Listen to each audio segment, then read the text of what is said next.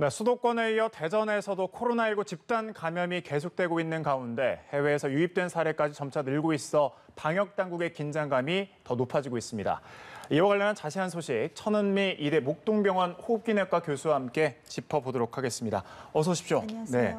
자, 일단 자세한 상황을 짚기 전에 현재 추이에 대해서 좀 짚어보도록 하겠습니다. 수도권과 대전 지역 이렇게 코로나19 집단 감염이 동시적으로 확산하고 있고 이렇게 중부권까지 계속해서 퍼져나가고 있는데 전국적 대유행, 2차 대유행 가능성이 있는 게 아닌가 이런 우려도 나오고 있거든요. 네, 지금 수도권에서 계속 거의 40~50명 매일 발생을 하고 있고 정부에서 방역을 위해서 최선을 다하고 있는데도 불구하고 숫자가 줄지 않고 있습니다. 또 우려스러운 것은 지금 대전에서도 많이 발생을 하고 있고요. 근데 원인을 잘 모르죠. 감염 경로를 모르는 경우가 대부분이고 또 제주라든지 경기, 인천, 부산, 전북 전국적으로 많지는 않지만 일부분에서 산발적으로 감염이 나오고 있다는 얘기는 무언가 지금 지역적으로 감염이 전파가 되고 있다는 그런 얘기이기 때문에 그런 점에서 좀 우려가 높다고 생각합니다. 네, 좀 더 이제 세세하게 짚어볼 텐데 해외 유입 사례를 먼저 보겠습니다. 방글라데시에서 같은 항공편으로 입국한 승객이 확진 판정을 받고 있는데 아직은 숫자가 더 늘어날 것으로 또 예측도 되지만 이틀 동안에 이들은 자가 격리 중이긴 합니다. 그런데 전국적으로 퍼져 있다는 점에서 좀 우려가 되거든요. 네, 그러니까 해외 입국 자체가 지금 오늘도 나왔지만 전 세계적으로 하루에 15만 명이란 대단히 많은 숫자의 감염자들이 나오고 있고 그중에 일부분이 이제 해외 입국을 통해서 국내로 들어오고 있습니다. 그렇지만 우리가 이제 2주간 자가격리를 하더라도 격리가 지난 후에도 발생을 할 수가 있고요. 그리고 증상이 본인이 없는 경우에는 우리가 확진 검사에서 또 찾지 못하는 경우도 있거든요. 이번에 지금 수도권에서 발생한 경우도 바이러스 자체가 해외 입국에 대한 바이러스라고 지금 얘기가 되고 있듯이 앞으로 해외 입국에 대한 좀 검역 절차나 그런 자가격리나 그런 걸 좀 더 우리가 방역을 잘해야 되겠는데 올 때 검사도 하지만 자가격리를 풀기 전에도 반드시 검사를 좀 해야 될 것 같고요. 그리고 국내에서 지금 발생하는 감염 경로를 모르는 이런 것도 아마 해외 입국에 대한 것을 조금 더 철저히 하는 것이 굉장히 필요하다고 생각합니다. 네. 자, 지금 속보가 들어와서 잠시 좀 전해드리고 가겠습니다. 코로나19 어제 기준 67명이 확진이 됐고요.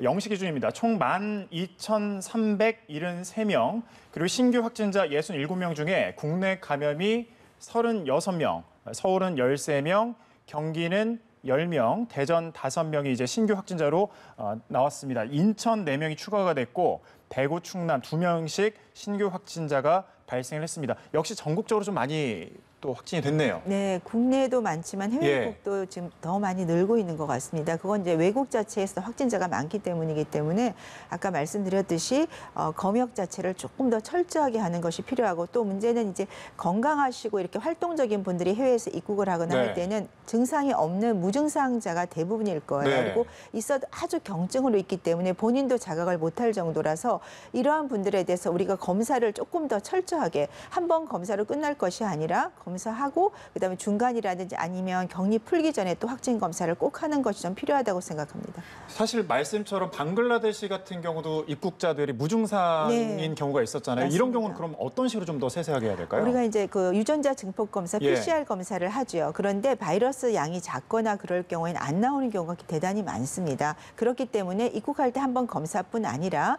격리를 풀기 전에도 반드시 검사가 필요하고 그 전후라도 본인이 조금이라도 증상이 있는 경우에는 우리가 무료로 반드시 검사를 받을 수 있는 그런 지침을 내려주시는 것이 일반인들 입장이나 해외 입국하신 분들에 대해서도 조금 더 안심이 될 수가 있고요.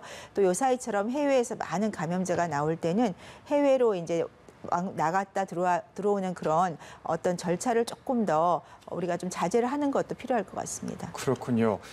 또 보면 리치위발 감염자, 확진자가 좀 많아졌거든요. 구로보다 더 많아졌어요. 이태원 다음인데 지금까지 보면 이게 그 전파력이 이렇게 강력한 이유는 뭐라고 보십니까?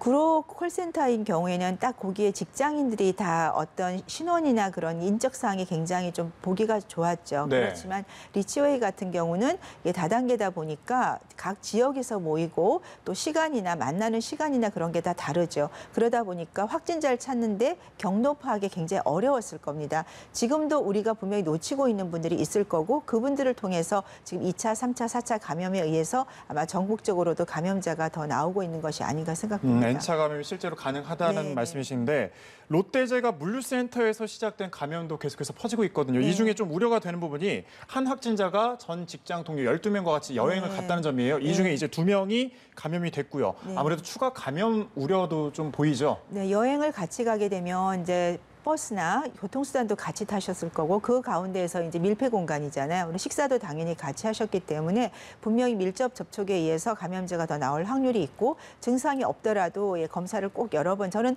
검사 한 번 해가지고 안 나왔다고 그분이 감염이 안 됐다고 볼 수가 없는 게 사람마다 잠복기나 증상이 나타나는 시간이 다르거든요. 그리고 감염이 되는 게 보통 증상이 나타나기 전에 감염을 훨씬 잘 시킨다고 되어 있습니다. 그러한 점을 고려해서 확진자들을 검사를 할 때 우리는 한 번이 아니라 조금 더 좀 자주 하는 게 조금 필요하지 않을까 이렇게 밀접 접촉을 한 경우에는 그런 생각을 갖고 있습니다. 방금 전에 이제 감염이 되기 전에 좀 더 증상이 잘 네. 나타난다는 말씀이 어떤 증상이 건가요? 아니라 예.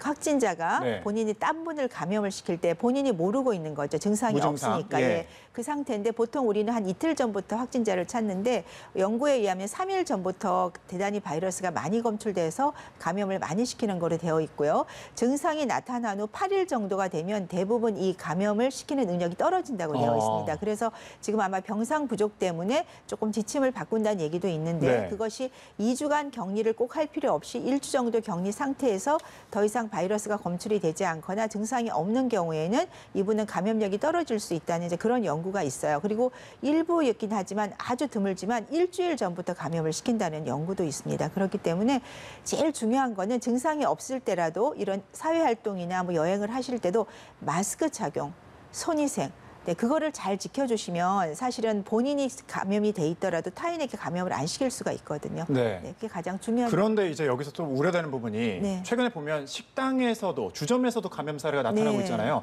그러니까 같이 먹은 테이블이 아닌데도 옆 테이블에 옮겨지는 이런 네. 경우가 있거든요. 이건 좀 어떻게 봐야 될까요? 네, 그거는 이제 이미 그 중국 연구에서도 보면 식당에서 테이블이 이렇게 일렬로 같이 되어 있는 경우에 이제 에어컨 바람을 타고서 이게 이제 순환을 하면서 감염을 시키는 거죠. 네. 그러니까 우리가 식당에 있을 때 이 코로나19는 감염이 비말 감염이 대부분이라고 합니다. 그래서 말을 하거나 대화하는 도중에 바이러스가 튀어나가죠. 그게 음식물에 떨어져서 음식물을 통해 공유할 수도 있지만 바로 직접적으로 코나 입으로 들어갈 수가 있는 거죠. 그래서 감염이 되기 때문에 좌석 배치를 최대한 조금 넓게 해주는 게 필요하고 식사를 할 땐 최대한 대화를 자제하고 빠른 시간 내에 식사를 하고 나오시는 것이 좋습니다. 그러니까 식당에서 음주를 하거나 음식을 먹으면서 1시간, 2시간씩 대화를 하게 되면 감염의 위험이 매우 높다고 볼 수 있습니다. 혹여나 싶은 우려 때문에 많이는 머물지 않는 게 좋겠네요. 네, 최대한 식사 시간만 딱 식사하고 나오고 대화는 다른 장소에 가서 조금 소규모로 좀 오픈된 장소에서. 그렇죠, 그렇습니다. 그렇군요. 또 우려가 되는 게 오늘이 이제 토요일이고 이번 주말에 또 여행객이 많을 거란 말이에요. 네네. 이처럼 여행객이 늘면서 감염 확산 속도가 좀 빠르게 늘 것으로 우려가 되고 있는데 그 코로나19 확진 판정을 받은 강남구 거주자 확진 전에 제주도에서 패키지 관광을 또 갔다 왔어요. 네. 버스도 실제로 탔고요. 이건 좀 어떻게 봐야 될까요? 이번 주말에 어떤 우려 가능성이 상당히 좀 높지 않습니까? 네, 그러니까 확진되기 전이기 때문에 증상이 없을 때 감염을 시킬 수가 있거든요. 네. 특히나 이제 여행을 하게 되면 뭐 비행기라 대중교통이나 그다음 식당에서도 분명히 계셨을 거기 때문에 감염의 위험이 없다고는 할 수 없죠. 왜냐하면 마스크를 착용을 잘했다고 하시더라도 식사하실 때라든지 그럴 때는 대부분 벗고 식사를 하시고 또 보면 이런 뭐 비행기나 KTX라든지 고속버스나 이렇게 장기간 타는 대중교통을 타실 때 일부긴 하지만 마스크 착용을 안 하는 분들이 계시더라고요. 네. 그러니까 그런 분들에 의해서 감염이 될 수 있기 때문에 우리 국민들 모두 이제 마스크를 혹시 누가 착용을 안 하셨으면 좀 이렇게 우리가 마스크를 좀 쓰시면 좋겠습니다 하는 그런 게 자연스럽게 우리가 권고를 할 수가 있고 또 그 권고를 기분 나쁘지 않게 받아들일 수 있는 문화가 좀 형성이 됐으면 좋겠습니다. 네. 그 수도권에서 집단 감염 확산이 계속되고 있고 또 이제 병상 부족에 대한 우려가 커지고 있는데 신규 확진자 100명이면 100명씩 열을 일면 수도권 병상이 꽉 찬다. 앞서 이제 병상 부족도 문제도 좀 언급해 주셨는데 실제로 경기 공공병원 등에서는 이미 병상 부족을 호소하고 있다고요. 네, 대구에서 많이 발생할 때 이제 사실은 격리 병상에 다 넣을 수도 없고 중환자를 다는 중환자 병상도 없거든요. 지금은 우리가 이제 젊은 분들이 많이 나오는 경우는 생활치료시설로 우리는 가야 될 것 같습니다. 그리고 격리 병상에 대해서는 연세가 있거나 조금 기저질환 있는 분을 빨리 입원을 시켜서 이분들이 중환자로 가지 않게 기본적으로 이제 치료약제라든지 그런 게 조금씩 개발이 돼 있는 상태라서 투여를 하게 되면 중환자로 가는 확률을 분명히 줄일 수가 있거든요. 그러니까 정부에서 수도권이나 지방의 생활치료시설과 일반 병상을 격리병상에 대해서 조금 다시 지침을 내려서 빨리 좀 순환을 할 수 있게 만드는 것이 필요할 것 같습니다. 알겠습니다. 또 최근에 우려스러운 건 대전 지역을 중심으로 확진자가 계속해서 발생하고 있다는 건데 일단 그 수도권하고 대전하고의 연관성이 어느 정도 확인은 되긴 했지만 어느 쪽이 먼저 다른 쪽을 감염시킨 것인지 확인은 안 되고 있거든요. 교수님 의견은 좀 어떠십니까? 사실 확인하기 좀 어려울 것 네. 같습니다. 우리가 아까 말씀드린 대로 확진자가 그 증상이 언제부터 나타나는지를 알 수가 없어요. 특히 무증상이 많은 경우는 이분이 증상이 언제 발생한지를 알 수 없기 때문에 사실 감염 경로를 찾기가 어려울 것 같습니다. 네. 전주에서는 고3 학생이 확진 판정을 받아서 또 지역사회 감염이 우려가 되고 있는데 추가 확진자는 나오지 않고 있습니다. 하지만 이게 어디서 감염이 됐는지 확인이 안 되고 있는데 때문에 무증상 그 감염자가 상당수 있는 게 아닌가 이런 우려도 나오고 있거든요. 네, 지금 뭐 대구, 전북, 제주, 부산 전부 다 나오시는데 모르죠. 그러니까 무증상 감염자가 많게는 80%까지도 있다고 보고가 되어 있어요. 그래서 특히 20대와 30대인 경우는 50%가 증상이 없을 때 감염을 시키고 감염자 시키는 게 40% 이상이 젊은 층에서 감염을 시킨다고 되어 있습니다. 아마 이 학생 같은 경우도 본인이 모르게 감염이 됐을 거고 다행히 이제 마스크를 잘 썼는지 주변에 감염은 없다고 되어 있긴 한데요.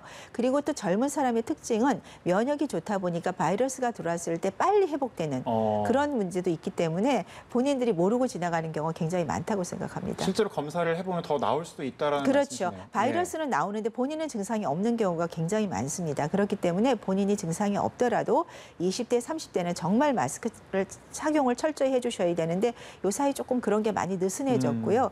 덥다 보니까 이해는 가지만 이제 이런 국난이잖아요. 사실은 국민적 이런 힘이 든 상황에서는 조금 마스크 착용을 잘 해주시는 것이 꼭 필요할 것 같습니다. 네, 코로나19 그 무증상뿐만 아니라 증상이 있기는 하지만 이제 경증으로 그냥 지나가는 경우도 있거든요. 말씀처럼 얼마 전에는 건강검진을 받으려고 이제 병원에 찾아갔다가 확진 판정을 받은 사례도 있었는데 그 문진이라고 하나요? 그거를 작성할 때까지는 스스로도 또 몰랐다는 말이 있더라고요. 네. 그게 이제 경증이죠. 본인이 약간 목이 따끔할 정도, 뭐 콧물 이런 거 사실 거의 무시할 수가 있죠. 바이러스 폐렴의 특징이 어떤 거냐면 일반적인 감기 때도 바이러스죠. 그 바이러스가 폐렴이 생기는데 아마 병원에 가셨을 때 폐렴을 앓으셨네요. 조금 있네요. 그를 떠나 증상 없는데 그런 분들이 상당히 많은 거 그것이 대부분 바이러스 폐렴이고 아마 이분도 그런 경우로 생각이 듭니다. 그렇기 때문에 증상이 없더라도 이 바이러스 폐렴은 자기도 모르게 지나가는 경우가 많습니다.